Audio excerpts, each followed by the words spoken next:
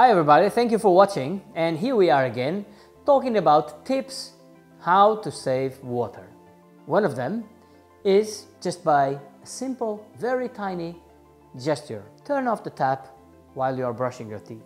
So simple, so small, so insignificant regarding the volume of water that we are saving at that moment, but so big in our mindsets. And by saving water, we are saving our planet, of course. Just imagine this. Tonight, when I get home, I'll take off this shirt and I may do two things.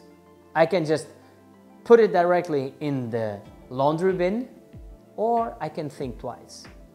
And I can ask, is it really necessary today? Is it really that dirty that I can't wear it another time before putting in the washing machine? Just think about it. It has nothing to do with not being careful with ourselves, with our health. No, it's about being careful with our environment. Because if it's not 100% necessary that this shirt goes into the washing machine today, if I can just extend that period of time for another day or in another moment and just leave it out in the air, why not? It's a small gesture, but a big awareness. And that way, we are saving not only the water on washing this shirt, but also think about the soaps and all the other stuff that need to come along, electricity costs, everything. So before putting it away to wash, just think, is it really necessary today, or can it be tomorrow or after tomorrow? I want to know your comments. Somebody once said that it's in the smallest things that we can have the biggest result. Well, I share the same vision. And just to give you one small example, I'm going to cook some vegetables later for dinner. And I'm going to boil those vegetables in water. After I take the vegetables out, I can do two things. I can throw all that water down the drain and bring along all those vitamins and some of the essential nutrients that are in that water. Or I can say, hey, wait a minute, I can keep this and I can use it to prepare a soup tomorrow or even today. So not only I'm reusing the energy that it took to cook those vegetables in the first place, and now I'm reusing enriched water with some added value to prepare a soup.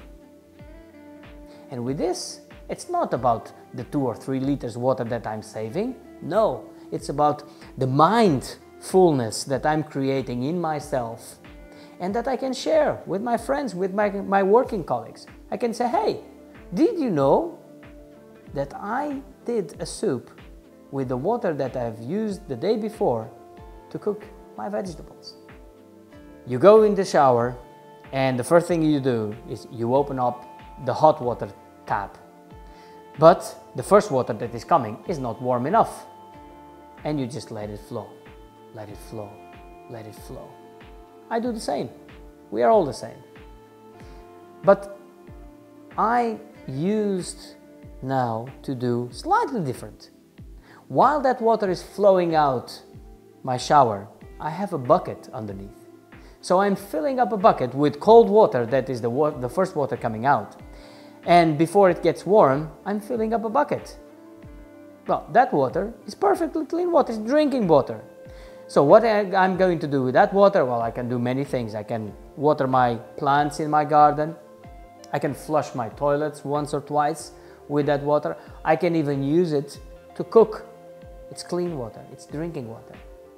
So it's a very small gesture, I know. There are many other ways that we can save water on a bigger scale.